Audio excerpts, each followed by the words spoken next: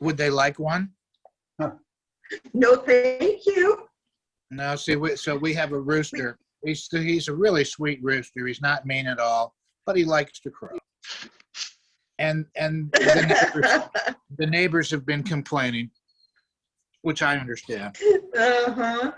Time to rehome you know, him. you're in a more rural environment, and I thought you might be interested. You know who has really the room? Who has the room for him and the needs for him is Rochelle and her family. And Rochelle has chickens? Yeah. Rochelle's not on. She does. She's not even here to defend herself. Just take him, drop him off on her doorstep. She won't mind. All right, I'll give Rochelle a holler. She didn't want to get on today. She was scared. Yeah, rightly so. Kind of chicken. Yeah, no pun intended. Nancy O'Brien's back on. I see that. Good morning, everybody. Hey, How y'all Nancy. doing? How you doing? Good. Good to Kevin, see I you. mean, just get out of the shower?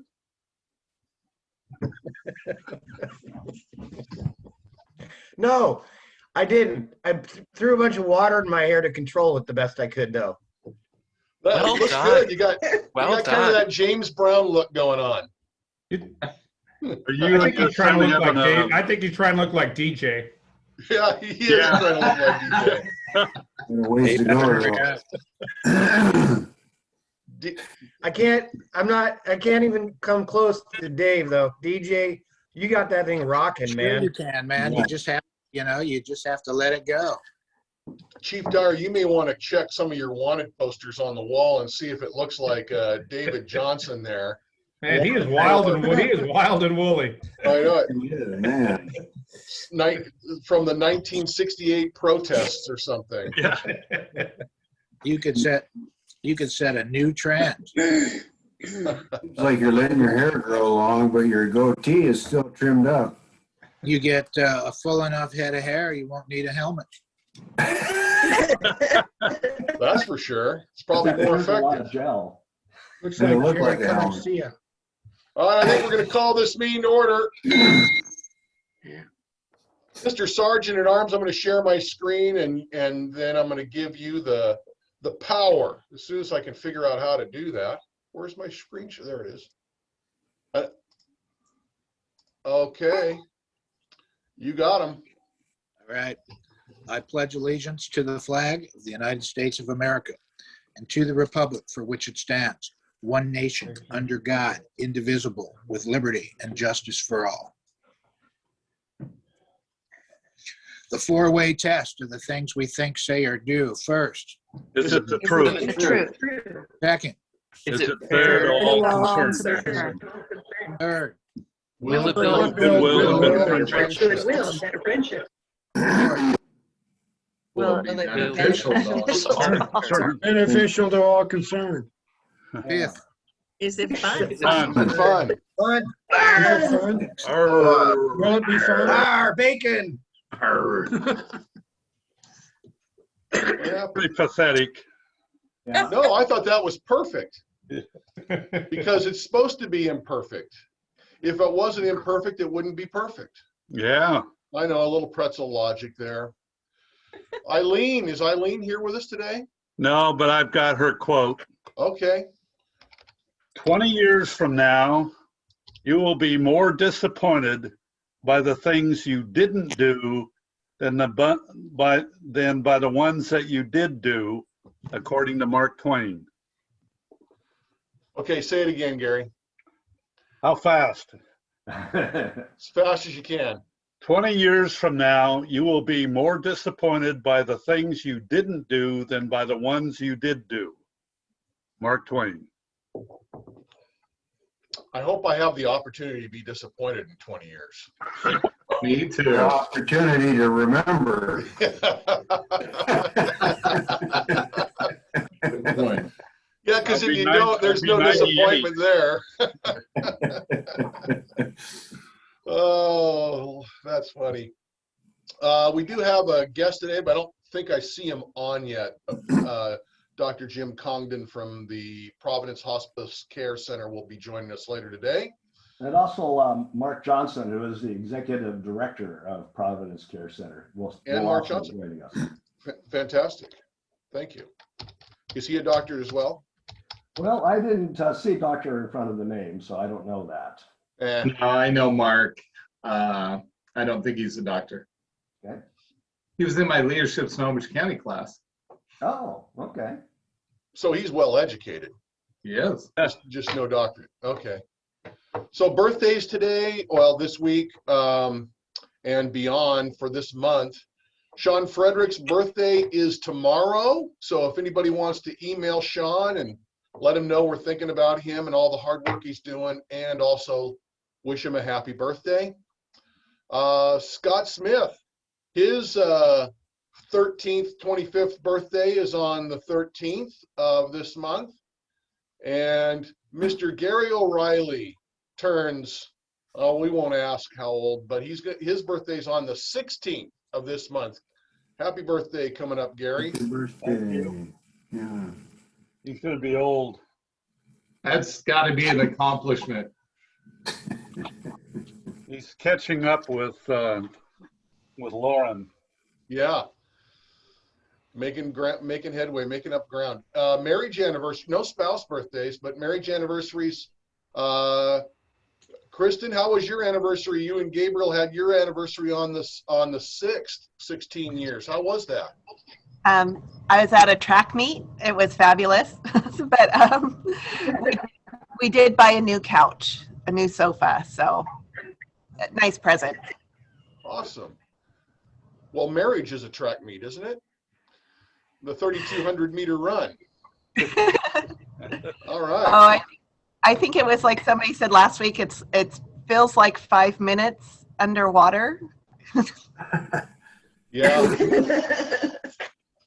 Either that or the decathlon. And who was, okay, a little trivia question here. Who was the 1976 Olympic decathlon champion? Bruce Jenner. Yeah, now known as who though? The new governor of California. The new governor of California. Jennifer. Yeah, so marriage anniversaries. Continuing, Tracy and Dave DeLorme. Wow, 28 years on May 22nd. Nice job. You better get Dave something good for putting up with you all these years. What? What are you talking about? Yeah, this is Dave's Novocaine right here. Exactly. His birthday is the 20th also. So. Oh, really? Yeah. You doubling up on the presents? Yep. Yeah. Yeah. Not. There was a slight pause in that one. All right. Eileen Laboring and Thomas, although Eileen's not on, 30 years married on May 25th. Wow. That's a big one. That's awesome. Rotary anniversary, Scott Smith, 24 years on May 2nd. Steve Hobbs, 16 years on May 9th. Sean Frederick, 2 years on May 10th. James Monroe, 17 years on May 20th. And Sam Samano, 2 years on May 29th. Congratulations, everybody. Nice job, Sam. You want us to sing happy birthday? Happy membership day? Yeah. All right, secretary's report. Gary. The only thing I have is just a reminder of the board meeting on Thursday evening at 5:30 on Zoom. That's it.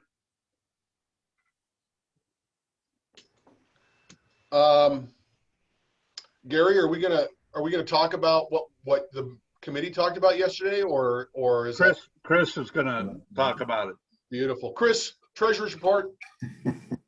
So it's always nice to see happy bucks coming in. It seems to be a pretty steady flow. And as you know, we're getting to the end of the budget cycle. July 1's a new regime, new budget. So we're looking at that. If anybody has any suggestions on any ideas on what would be a good place to, send our money, let me know, or Ken or Rochelle or Lori or somebody, and we can kind of put that request in and see what happens of it. And so with that in mind, a good budget cycle, uses its money up towards the end of the cycle, thus meaning we need to have some more fundraising. So we've got to start looking at that. And we do have some ideas. We met yesterday, and it was a great meeting with a bunch of us about some plans on how to raise some new money, things of that sort. So one of the thoughts is that, the Coin Quest raffle, since there's no Aquafest, that we would sell Coin Quest tickets at the farmer's market, which is, I don't know if anybody's familiar with the farmer's market, but it's down in Lake Stevens on Wednesday nights from, I believe it's like 3 to 7. So we're thinking about doing that and partnering with the Lake Stevens Parks Department. So it isn't every week, it's every other week, and we would share that with the Parks Department. There's a couple of things that might go with that, would be in the booth, selling tickets and sponsors and things of that sort, raising money for the next budget cycle, as well as the possibility of selling maybe popcorn or giving it away. And the same with water, bottled water, putting the logo on the bottled water, either giving it away or selling it. And if anybody has an idea on something that could be brought into the booth for sales or something, reach out to any of us and give us your ideas, would be great. So the farmer's market, Jim's going to kind of check with the city if we can actually piggyback with the parks and leapfrog from week to week. And if popcorn's okay, because there's a guy that sells popcorn, but he's selling water, a couple things like that. But so we're trying to look at that. There is a cost involved per every Wednesday. It's like $35 to have the booth there and a couple ancillary fees, but probably well worth it to start getting sponsorships in. And so that's going to be kind of a fun thing. And again, any ideas, let me know, or Jim or Don or Lori or somebody. And then, excuse me, the other thing is kind of a big cool thing in Lake Stevens is a boat parade where everybody gets on their boat and kind of parades around. I can't remember when that is. It's like when Aquafest was, I think. So we're thinking about the Rotary having a couple boats in the parade with our banner on it, all dressed up in Viking gear, as well as Viking gear at the booth during the farmers market. And so we want to, get Rotary out there, get involved and doing things like that. So that's kind of what we're thinking about. And I don't know if I missed something. If somebody wants to step up and say if I missed something, then feel free to jump in there. So we got one other thing is if we're going to sell tickets, we got to kind of start getting the tickets printed up. So we need a couple of key sponsors right away to get on the tickets so we can get that done and printed and then start selling them. So we're getting some time frames that are starting to be critical. And it's now time to have some fundraising. So anybody that was at that meeting have anything they want to add to that? Yeah, actually it's the Arts and Parks Foundation, and we have a meeting coming up, and it was brought up maybe we could rotate those farmers market events. We would take foundation take one week, and then the Rotary Club to take the next week, so we could secure the booth for the whole time and only use it for half the amount of time. We have to run it by the Arts and Parks Foundation board and see what happens. But if we only do it for the half the amount, it'd only be $300 for the whole season if we alternate it like that. So that's reasonable. That's reasonable. One other thing is the manpower. So it's going to, and I think Eileen might head that up, but we all got to get involved with that on Wednesday nights for, so many hours for setup and takedown. And I expect everybody will sign up. So that's going to help a lot. So the idea is to combine the coin thing. We raise money. That's kind of an Aquafest thing. And with our Corks and Kegs event, we would do the drawing of the coin thing at our Corks and Kegs event, which is September 25th. So maybe, I don't know, we could come up with maybe a name, Corks, Kegs, and Coins or something like that instead of, I don't know how we'll have to do something like that, but recruit sponsors for the whole thing, that they'd be able to sponsor the coin quest and the Corks and Kegs thing, something like that. But we need to do something. Sounds good. Any questions? Yeah, so right now we should be thinking about getting some sponsors. Do we have sponsorship forms that we could use to help recruit sponsors and make? Yeah, we're going to work on that. I mean, Okay. it's a concept of trying to combine the coin thing and the Corks and Kegs Right. sponsor. It's trying to blend those two together that it would work. And so that's going to take a little bit of effort, but we'd have to just jump on that right now real quick. There's a few of us that are going to work on making that happen. Then we'll develop that form right away and develop our sponsors. Perfect. Hopefully, maybe next week we'll have something. Cool. That's all I have. Thanks, Chris. My report is I am going to send an email out today when I get some time. Been in a lot of meetings lately, but I'm going to send an email out today asking if anybody is intending to come to a hybrid Rotary, if there's going to attend in person. So still targeting that for 2 weeks from today.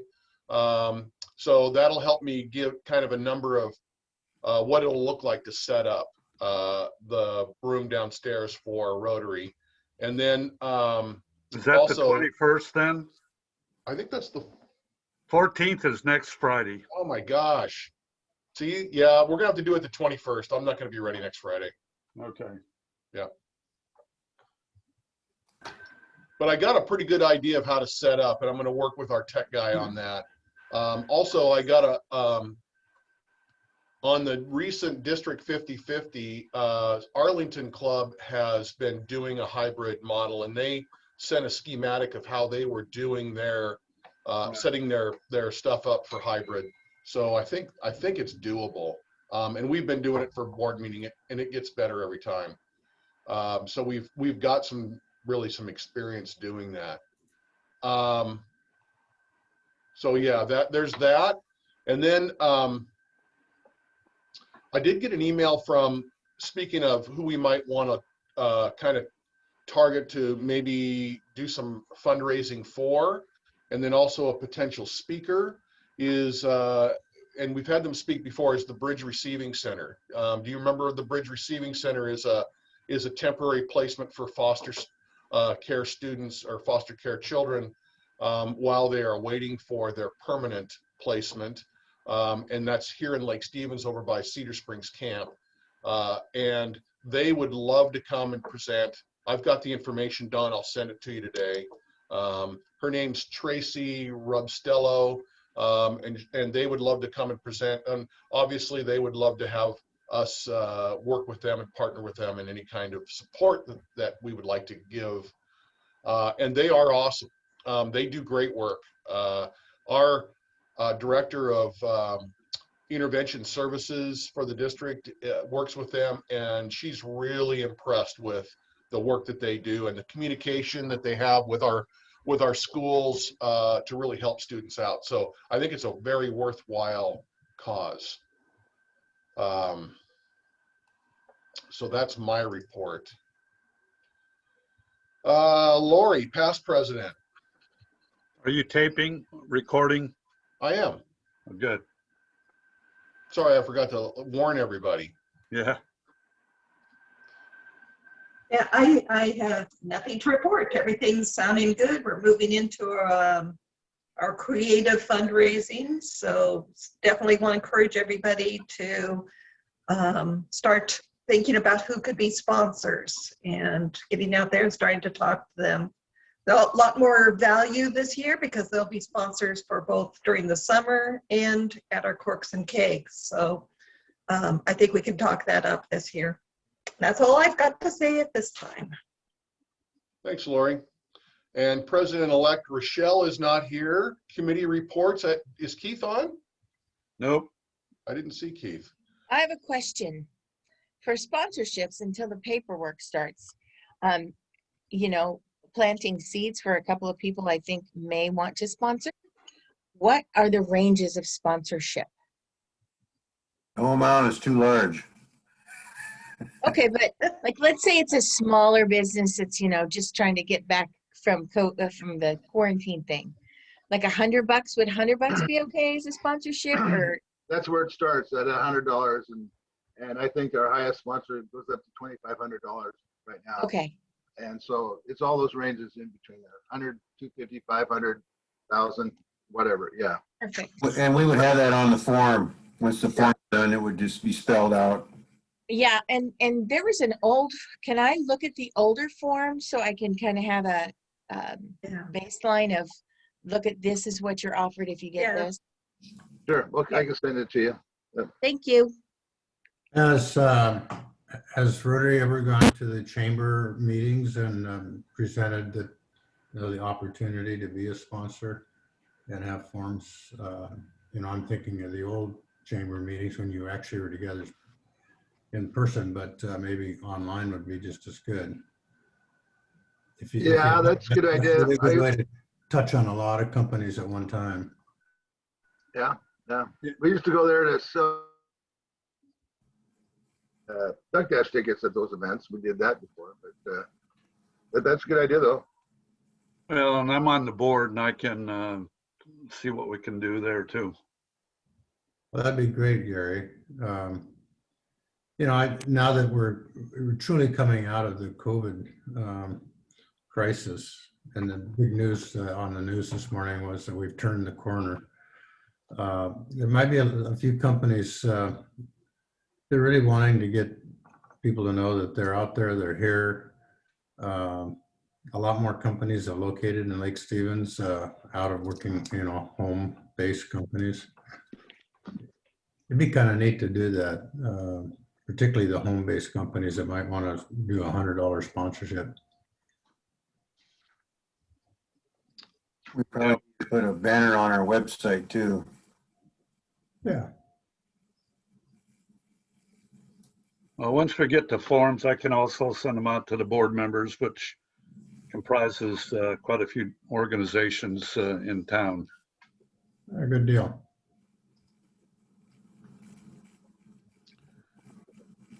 Okay. Yeah, I think that's a good start. Who's always done the, Nice idea, John. Go who's ahead. always done the forms in the past? Just because now that I've got the Adobe for Rotary, I can work on making these PDF, fillable PDFs to post on our website if you guys want me to move forward with that. That's good. Yeah, very much. Are we changing the design logo on the form? I mean, it used to be kind of Quirks and Kegs-ish. Or I think we've used something themed each year. Okay. Like one year it was St. Patty's Day themed. Last year it was Aloha themed. Yeah. So yeah, we can try to do something Viking themed. It sounds like we're gonna do this year. Okay. I like Vikings. I think it kind of sounded like if we're gonna do the Quest drawing, that maybe we should just Viking theme Quirks and Kegs this year. Oh, maybe. Yeah. Some treasure chests, Yeah. I could make Chief Dyer could make a longboat out of wood and sell it. Work with There's the ideas of extra things to sell at the booth. I wonder what that would go for in the auction. A longboat filled with beer. Yeah, there you go. Wouldn't make it back to shore. Exactly. Let's membership. Ron, you have anything to report?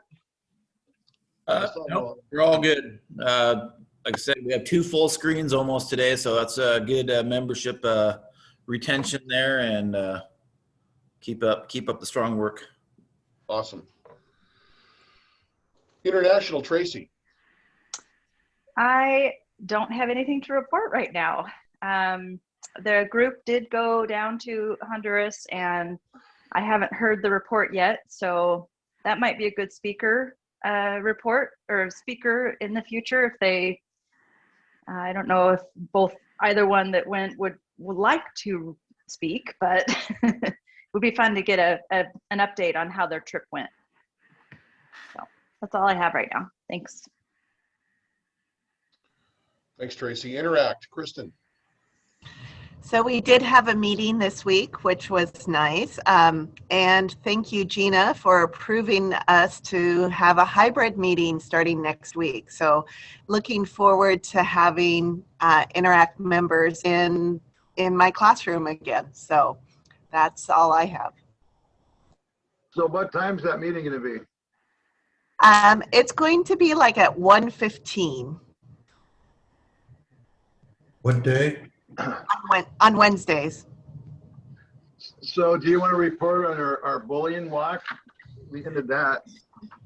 We, as a club, we walked over 500 miles, and we circled the earth 3 times in total as a whole group. So nice work. Yeah, that's pretty cool. Wow. Was that just Lake Stevens Interact? No, Stevens Interact walked 500 miles. That's how many we registered. I was going to say, okay. That's awesome, though. But it was a national organization, and they walked a total of 87,000 miles, 3.5 times around the earth. That's a lot of miles. The goal was one time, 24,000 miles, and it just blew it away. Wow. That's a lot of miles. That's pretty. It's a lot of shoe leather. Fantastic. Thanks, Kristen. Vocational, Lance.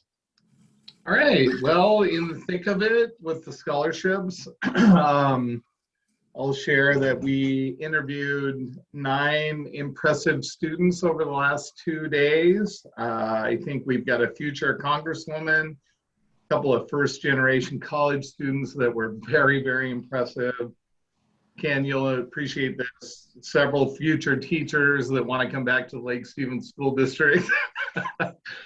Our vocational student wants to be a master avionics mechanic, and he just came to the United States a few years ago and had to learn English and fit in, and just a really impressive story. So that's just a brief overview of some of the students that we had. Somebody mentioned that because we did these by Zoom, I could have recorded them, and unfortunately I didn't think about it until after we were through the first day, which was 6 out of the 9. But next year we may be back to in-person stuff, but if not, I'll record some of those interviews and then we can see them as a club. So I just want to thank the judges and the interview committee, those people that have committed time. Thank you very much. And then the vocational committee and judges, we're going to stay on after the meeting today at 8:30 or whenever we end.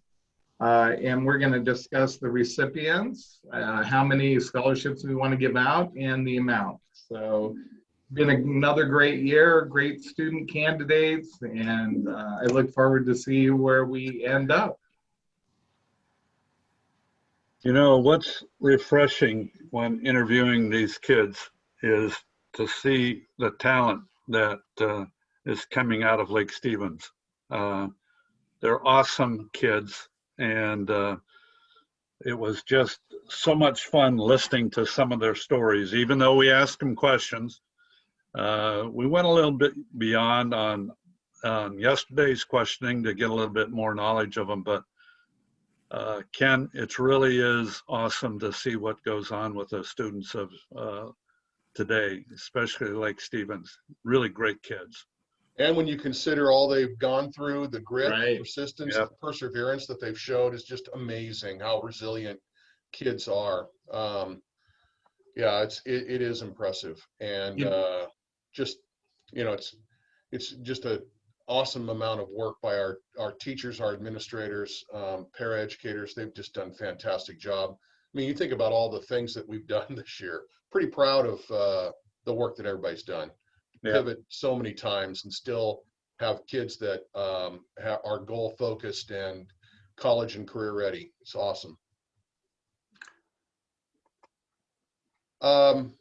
Thanks for that, Lance, and thanks to the committee for doing that work. That's awesome. I'm looking forward to meeting those kids either virtually or in person, however we decide on doing that the 28th. We still are targeting the 28th for that, right? 28th for us, and then I think the next week is when they're planning the virtual high school grad night. Yeah, the 7th, I think. Yeah, and graduation is going to be at Everett Memorial Stadium this year. Oh, cool. Outside. Yeah. So we're going to have it outside. We just couldn't fit everybody in, and didn't feel right about having it in the Angel of the Winds Casino. And you know, Everett Stadium's pretty big, so that's where we're going. All right. Any other business announcements? We've got some speakers today, and so short time, but I'm going to turn it over to David for some fleecing real quick. Mr. Sergeant at Arms, is he still on with us? Yep. You got him. Good morning, everybody. Good morning, DJ. Oh, let's try that one more time. Good morning, Morning. everybody. Good morning. Good morning, DJ. That's better, but it's going to translate into a group fine, which I will explain after I explain why there are 4 people that will have immunity from this fine. We just have to determine who they are. So the 2 male Rotarians, well, one who has the shortest hair and one who has the longest hair. And on the female side, we can still say male and female, can't we? That's not been canceled, I don't think. Who has the shortest hair and who has the longest hair will have immunity from this fine. So who's got the I'm going to shortest pay hair? my fine right now because I don't think I can come anywhere close to John and Carrie. So you can I'm take me off inclined the to list. agree with you. I'm thinking Chief Dyer's maybe got the shortest hair. Brett's pretty. I did. How about on time. But you how have to about take- on the ladies' side of the equation? Who thinks they have the shortest hair? Gary, I think you're treading on thin ice. Kristen's got some long. Maybe Gary? What? All right. Well, that fell kind of flat. But Yeah, it if you sure think did. that's you, if you think you fit one of those categories, you're immune. Otherwise, everybody pays $1 for the lamest good morning in a good little while. Well, you just gave us an opening. You thought if we could be immune, we are, so we're all immune. Well, that could be. That could be. And which category do you fit into? Whatever category you think you might come up with. Well, you know, if you can, I suppose if one can identify whatever gender they want, they can identify whatever hair length they want. Does that not sound reasonable? Sounds very reasonable. All right. Just for that, I'm fining everybody $1. And let's go to Happy Bucks because we got limited time. $10 Happy Bucks because I got my second shot. Yay. And other than just a little bit of a sore arm, I feel great. Holla. All right. $10 because I got my second shot, and the second day I did not feel okay. Oh. But after the 3rd day, I felt great. So I'm happy to have it done.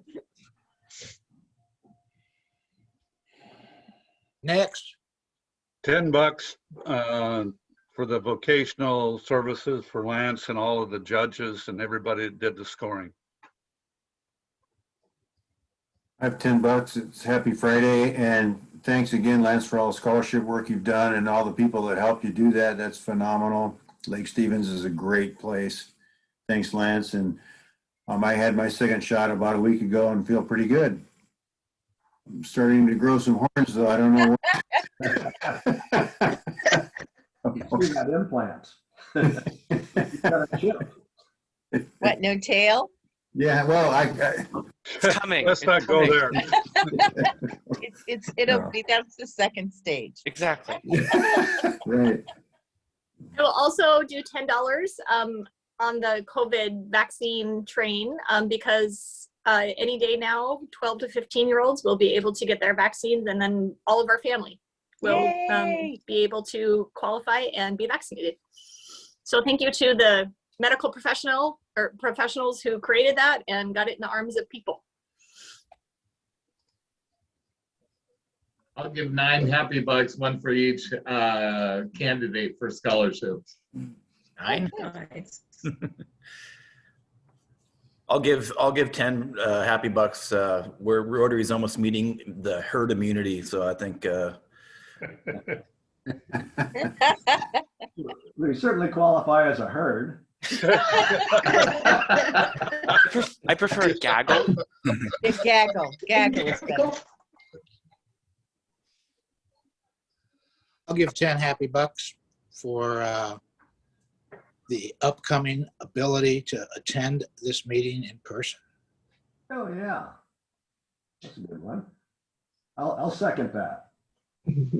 I'll third that with $10. Me too. I'll go fourth. Nancy, get out.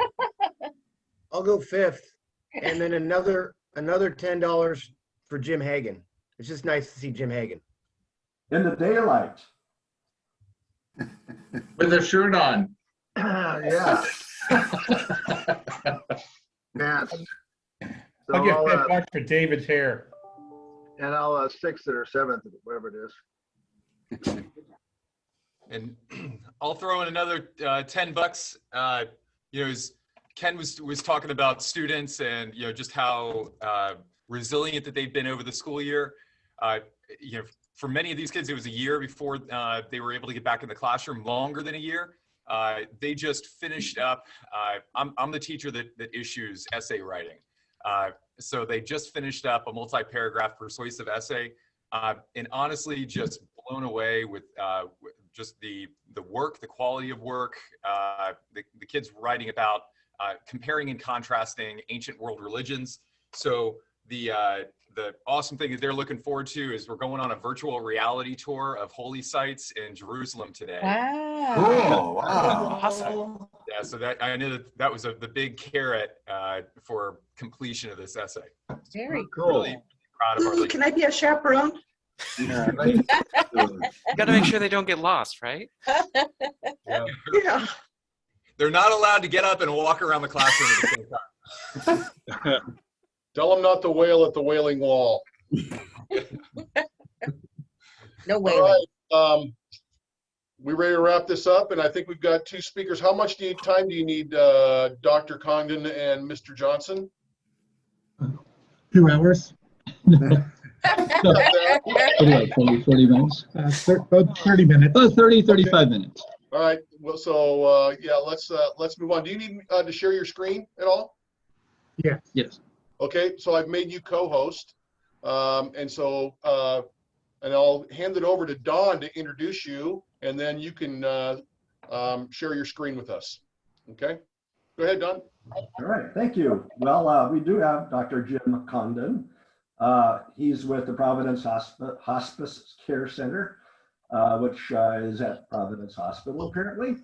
And along with them is Mark Johnson, who is the executive director. And the Providence Hospice Care Center is unique in that apparently it's the first hospital or inpatient care center actually located in a hospital, which kind of surprises me. But with that, I'll turn it over to you, gentlemen. Well, good morning, and thank you for inviting us to talk to you about hospice and home care in Snohomish County. I'm Dr. Jim Congdon, recently retired medical oncologist, having spent 37 years taking care of cancer patients in the Everett area. What I've found is that I could not have done my job without hospice helping me with my sickest and most needy patients and families. What I've also found is that most of us in our population have a misconception of what hospice really is. Most of us feel that hospice is a place where medical personnel send patients when there's no hope left. However, almost anybody who's had any contact with hospice has nothing but praise for the good work that they do, the compassion that they give, and the improvement that they give to the lives of their loved ones. So we'd like to spread the word to what the real benefit hospice and home care is to our community. So in that regard, I would like to introduce our Executive Director, Mark Johnson, who will lead the talk today. We do ask that if you have questions, please write them down. We'd be happy to answer them at the end of the talk. So Mark, take it from here. Yeah, like Jim said, I'm the executive director for Providence Hospice and Home Care Foundation of Snohomish County, the longest named foundation in all of Providence, and a huge mouthful. My other job is I have the best job in all of Rotary. I'm the immediate past president of the Linwood Rotary Club, so also Rotarian, and I know some of you from Leadership Snohomish County and other work in the community and some of the Rotary events I've been to, so it's good to see some familiar faces. I'm going to share my screen. We've got a PowerPoint presentation that we put together, as well as a video to show that kind of helps tell the story a little bit better. And we'll try to be respectful of your time and get through this as quickly as possible, but also get you the information and then leave time for questions.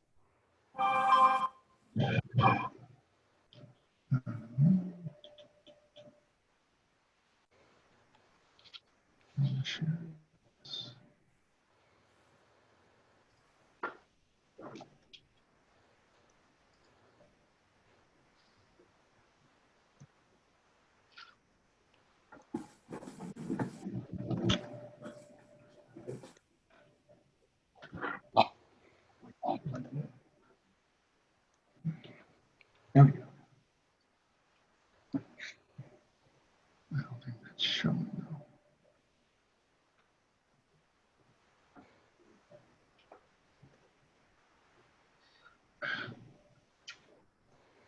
You should be able to share your screen, Mark, if you go down to the bottom and it says share screen.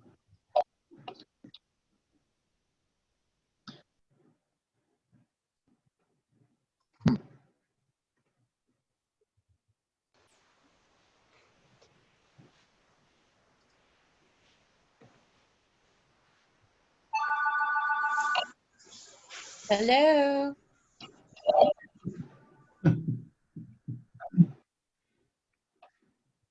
Just a reminder to maybe everybody should mute their, be unmute so we don't get background noise. There we go. Okay. Took a while to get that up. I'm on the 4th laptop of the morning having trouble with our work computers.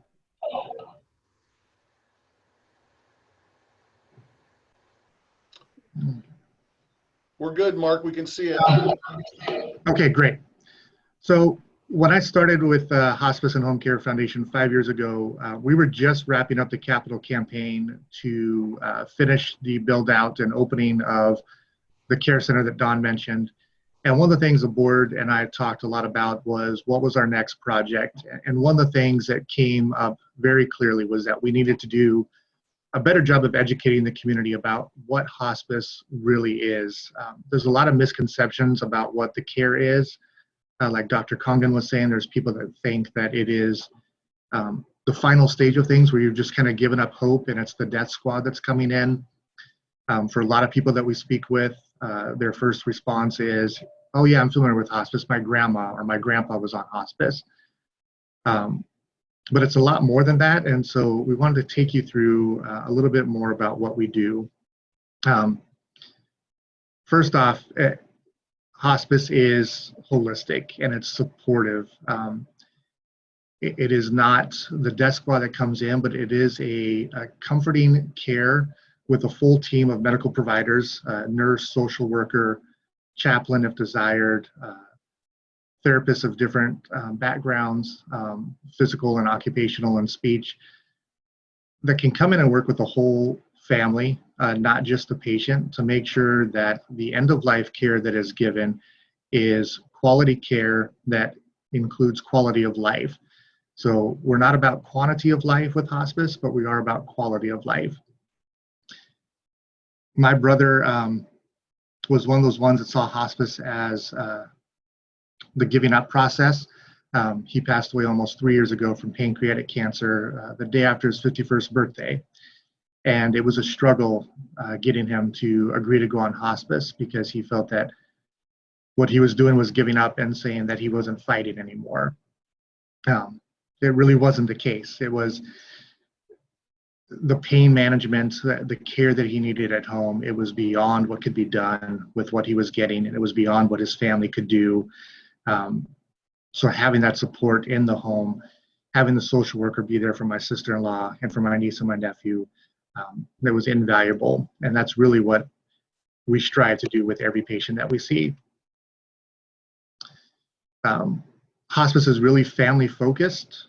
We also offer respite care.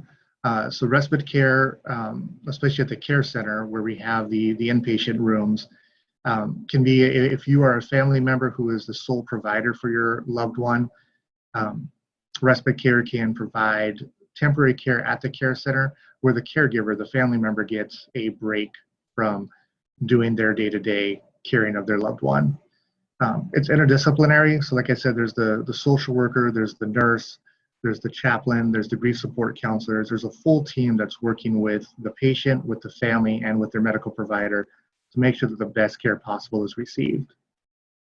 And while we talked about the care center already, 99% of what we do in hospice in Snohomish County is in people's homes, and that's wherever they live. It could be in a nursing facility, a skilled nursing facility, assisted living facility, in their home. And we've also been doing some work with the Everett Gospel Mission to make sure that as they're having people come into their shelters, that we can provide both home care and hospice care when needed as well. So why hospice? As I said before, hospice really focuses on quality of life, not quantity of life. It focuses on comfort. It focuses on making sure the family and the patient have whatever they need to make sure that they can enjoy the last days with their loved ones. Hospice comes to you wherever you are, and hospice respects your decisions. Because we are a part of a Catholic-based health system, we can't participate in death with dignity, but we do respect that decision for a lot of our patients, and help make sure that that process is handled by somebody else. And then we're there again at the end to make sure that we are helping with any paperwork at end of life, grief support counseling for the family members left behind, but really making sure that the patient's wishes are respected. The Hospice Care Center opened in 2016, the week after I started. It is a 16-patient care center that provides 24/7 care for everybody who is there. And really what this is for people who cannot have their hospice needs managed at home any longer. The care center has 16 rooms, but it also has a family dining room and kitchen. So if people want to come in and cook meals and have that time together as a family, they can do that. There is a family room area with a fireplace and a library. Right off of that family room is a children's playroom with different kids activities and coloring books and Legos and a TV with an Xbox. There's also a bathing suite that has a heated tub with a lift, so that patients can get a bathing experience outside of the showers in their rooms. Every room has a beautiful view of either the sound or the mountains. It's just a really well done care center. I am one of those people that hates hospitals. I have to warn my doctor every time I go in for anything that I might pass out. It's just something weird with me when I go to a doctor. But getting off the 8th floor at the care center, it is a totally different feel. You don't feel like you're in a hospital. You feel like in a place that's built for the patient and for the families, and it's a really special place. It was a $5 million capital campaign to get this built, and the board was very key in making sure that not only the money was raised, but also donating personally over $800,000 of the $5 million. Hey, Mark. Yes. Can I interrupt for a second? Are you yes. advancing slides by chance? I am, yes. I think you are sharing a screen that is just it's not that we're seeing just the non-slideshow portion that doesn't advance. So we're just seeing the very first, what is hospice slide up. So I think you're going to go on your share screen and gives you multiple choices of which screen to share.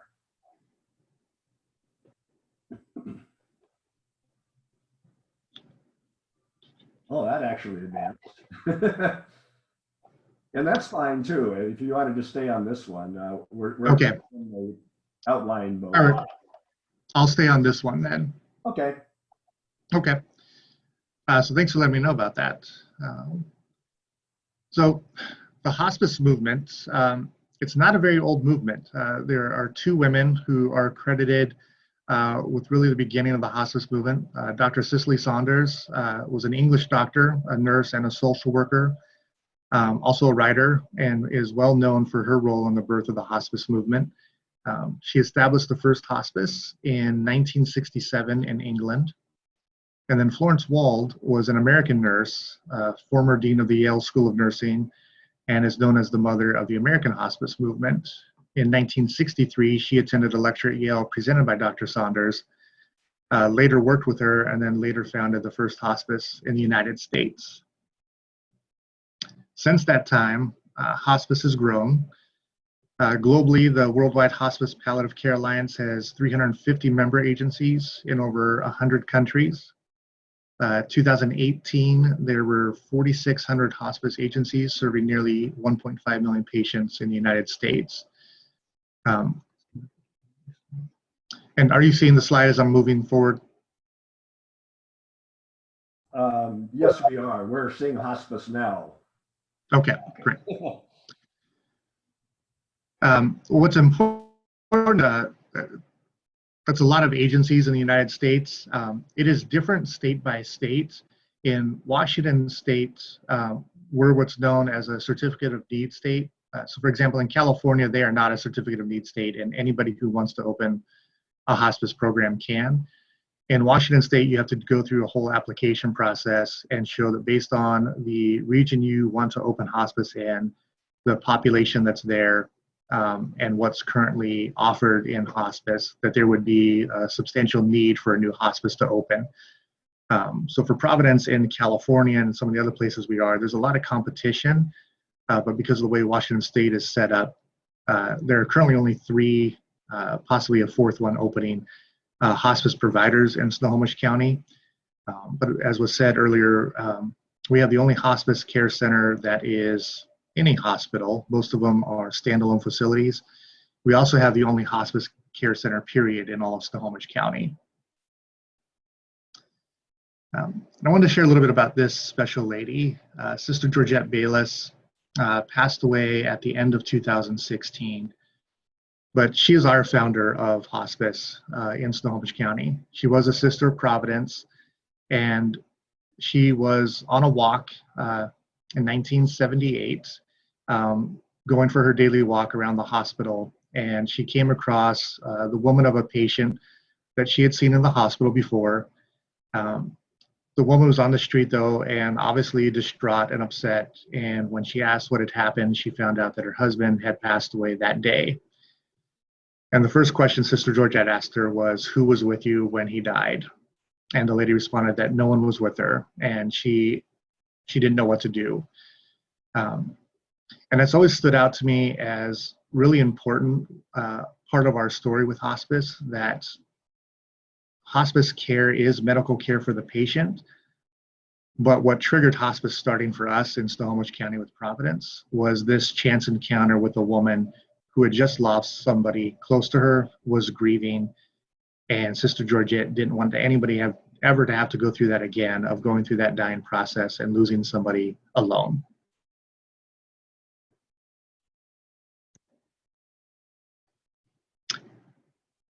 So locally, our foundation, we support both hospice and home care.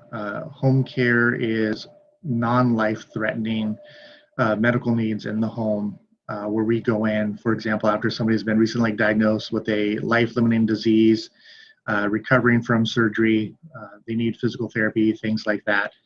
We go in the home and take care of that. Our average number of home care patients is right around 1,000. We have the largest home care program in all of Washington state. And then on the hospice side, our census ranges between 290, 310 patients a day, although the last couple of months we have been above 330. And then we're averaging 9 to 12 patients at the hospice care center. one of the things that hit me really hard on my first week and going through a tour of the care center, is because I was one of those people that thought of hospice for grandma and grandpa. We also have a pediatric hospice and palliative care program. Currently, we have 40 kids on service with us. 6 of them are hospice patients, and we have a 7th one being admitted in the next week. Other specialty programs that we offer within hospice and home care. Carousel is our pediatric hospice and palliative care program. You might have heard of Camp Aaron. We'll talk about that a little bit more, but Camp Aaron is a children's grief camp. Grief support is offered for hospice patients and their families. We also do a lot of community-based grief support work, working with kids who have lost a loved one, not necessarily through hospice, but through a wide range of losses with murder, drug overdose, suicide, making sure that these kids have everything they need to deal with their grief and understand that it's a normal process. We also have specialized training for cardiac care in hospice. We offer comfort therapy, some music therapy and massage therapy, hospice care center we've talked about, and then our home care program. Camp Aaron is a very special program in general, but very special for us in Snohomish County. Erin was one of our patients in the Carousel program when she was 15 and diagnosed with a rare form of liver cancer. She died at the age of 17, but before she died, through Make-A-Wish Foundation, she was able to go to a Mariners game, and she met then pitcher for the Mariners, Jamie Moyer, and his wife at the time, Karen Moyer. And as the two families got to know each other, when Erin died, one of her wishes was that there would be a program for kids to have support as they're going through the process of losing a loved one, which was really special for me to hear because it really ties in with Sister Georgette and the starting of hospice, that here's another program that it's not about medical care for the patients entirely. It's about making sure that people who are left behind and are grieving have a support system. So the very first ever Camp Aaron was started here in Snohomish County with Providence. 2 years later, Camp Aaron Seattle was started. There's currently around 40 camps across the country, with 2 in Canada. Only 3 of them are run by Providence. The rest are all run by different entities. But Camp Aaron started here in Snohomish County. Aaron's sister Maria is on our board, and her mom Michelle also just recently joined our board. So it's really great to not only have Camp Aaron as one of our programs that we support, but also having that history with Aaron being our patient and her sister and mom being on our board.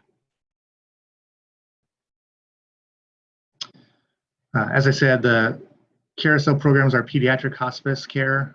It's the only program of its kind in the county.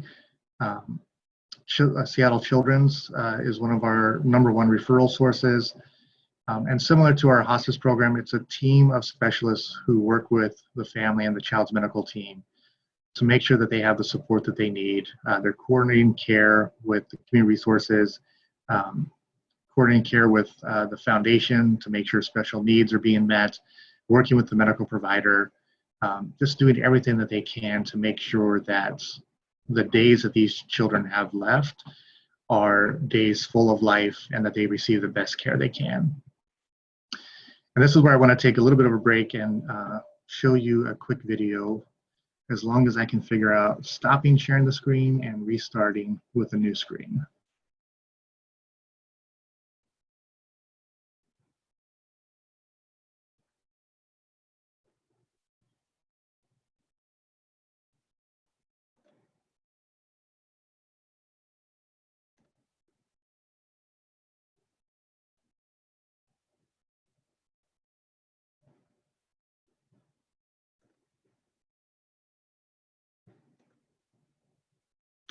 Come on.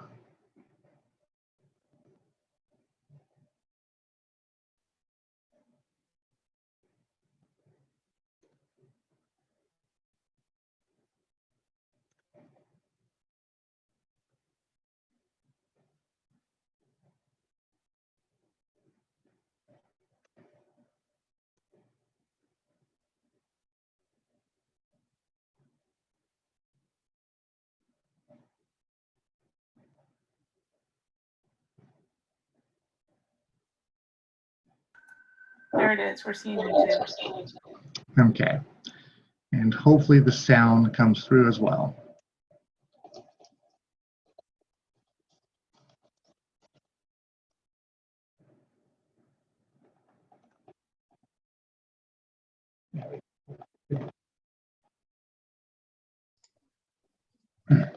We're not hearing the sound, Mark. You're not hearing the sound? No.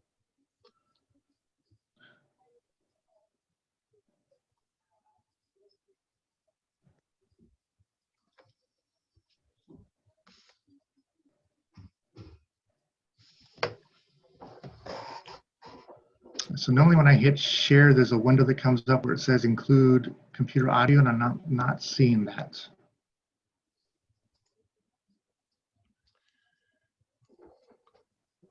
I think they actually did make a change. I noticed that too a couple weeks ago. Maybe in the interest of time, it's a little after 8:30, and we're going to start losing some folks that have other obligations. Okay. We could maybe just go on with the questions. Hi, Joe. Yeah, and I can send you guys the link to the video. That'd be great. Yeah, I can make sure it gets posted to our YouTube page so it's available for everyone. Okay. So, and rather than try and navigate back to the slideshow, I'll just keep talking and you guys can look at mine and Jim's faces if that's okay. Get you through this. Okay. So I'll send you the link to the video. I will warn you because I've had staff get mad at me. Please have tissues available. It is a heartwarming story. One of the things that the video does not tell you, and I'll tell you ahead of time, Kaya, the little girl in the video, was 4 when she was diagnosed with a rare disease and a tumor on her brain. Not long after we finished the video, March of 2019, Kaya did pass away at the age of 5. She lasted longer than expected, and the family was grateful for that time, but definitely one of those things that it hits us on a daily basis, that what we do is special. You'll see in the video, Nurse Pam talks about one of the goals of the program is helping provide a good death for families. And that includes being able to be there for the family if they want it at the time of death. And Nurse Pam was there with the family. A number of us were able to attend the memorial service after she passed away. I have a picture of Kaya and her mom that sits on my desk as a daily reminder of why we do what we do. So please watch the video, learn a little bit more about what we do. It's special. We exist to raise money for those programs. There is insurance, there is Medicare, Medicaid. What happens is they reimburse at a flat rate.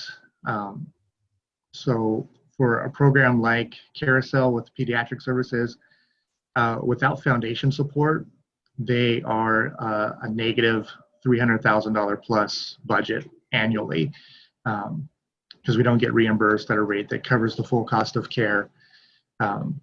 So we raise about $200,000 a year for that program, which means it still operates at a loss, but Providence covers the difference.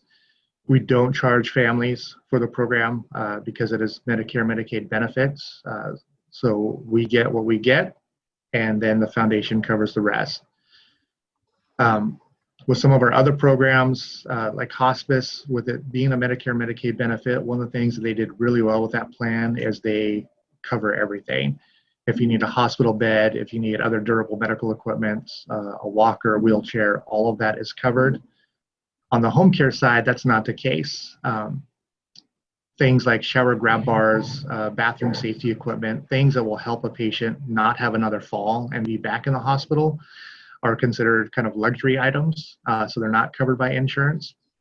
But a lot of our patients are low income, and so the foundation has a special fund that will cover those items to make sure that the patient is safe and independent. Things like mobility devices, most insurance will cover one device. So if a patient is discharged from the hospital and needs a wheelchair, but they're receiving physical therapy from us and they're graduating to a walker, the walker's not covered because they already have a mobility device. So we have a fund that steps in to provide those special needs items. But we also, again, like with hospice, we focus on quality of life and making sure that our patients are getting access to things they might not otherwise have. We've had some special requests come. I've spent a lot of time in Snohomish County with nonprofits and built up a pretty extensive network, and I challenge our staff all the time that if they have a special request to come to us and we'll see what we can do. The worst we're going to hear is no. And I love a challenge. So we do things, we had a 14-year-old girl on our carousel program 1 year ago that had a sudden burst of energy. The medical team knew that that was kind of her last gasp, and that meant that the end was very close.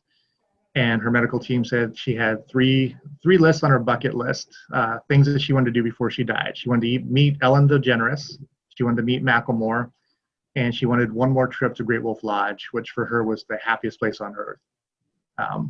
Ellen DeGeneres, she was able to FaceTime with through a family friend who worked on the set where Ellen is filmed. Macklemore had heard about her story and visited her in the hospital, as well as FaceTimed with her. And so we were able to call Great Wolf Lodge and arrange for them to host her for free. The entire family had a private cabana. They rolled out the red carpet for her, took care of her, let the family know that if they needed it and wanted it and had the energy, that they would put them up for the night and let them stay there. But the date kind of wiped her out, and they went home. And we were able to make that happen within 24 hours. And 3 days later, she passed away. So those are the things that we do. There's a lot of great work that our caregivers do on the medical side. And then we spend our time raising money to help support the wonderful things they do, make sure that there's good quality of life experiences. And then also speak to people like you to make sure that we're sharing their story and letting people know about the services we provide. So with that, I'll stop talking, and if there's any questions, both Jim and I are happy to answer those. Well, thank you a lot. Yeah, I do have one observation too, which kind of goes back to the Medicare funding side of it. My mom was on hospice 3 times. Basically, sometimes people kind of improve enough where they can be off of hospice. And she did that a couple times. So it isn't necessarily the end of the road when your loved one goes on to hospice. There's always hope. Yeah, we had one of our board members, he was on vacation, his daughter-in-law was on vacation, and his daughter-in-law's grandma needed hospice care. And we were able to get her on. She spent almost 2 full years off and on hospice because she would get that higher level of care and then graduate from hospice and then take a downturn again and be back on hospice. So it's wonderful care, and so sometimes it does. We don't ever want to promise that, but there are people who are given that 6 months to live prognosis, and then they're on hospice care and do see some improvement and are able to live longer.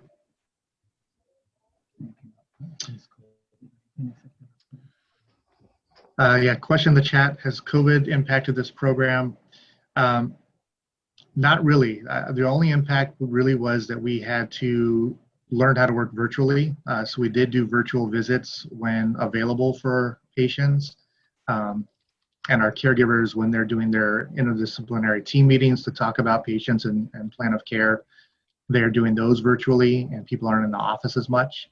But we have not stopped seeing patients in their homes.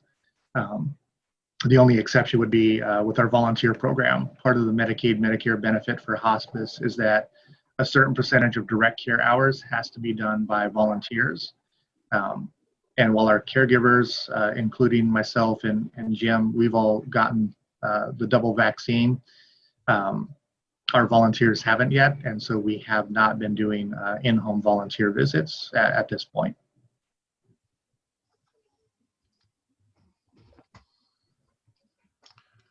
Well, if there aren't any other questions, I just want to say, thank you so much, Dr. Congdon and Mark, for being here with us today in Rotary. And as a man who had both his parents in hospice, and it was just such a blessing that they could die at home comfortably. I just really appreciate the work that everybody in hospice care does. It's fantastic. It is a blessing. So we will make a $25 donation to the Dolly Parton Imagination Library in your names for joining us today and speaking. If there aren't any other questions, I will adjourn the Rotary meeting today. Have a great weekend, everybody. All right, Ken, Lance, you're gonna make me. I'm gonna make Thank you, you everybody. something. Thank you. I'm gonna Hey, make you. Mark. I'm gonna make See you, you Lance. pancakes. Thank you. Good work. Good work. All right, I'm gonna make Lance Morehouse the host. You are now the host. Awesome. Okay, and I'm hoping when I leave that you're still the host. If not, we will improvise. Okay, adapt and overcome. All right, thanks, Lance. All right, vocational folks, please stay on. Anybody else, you're free to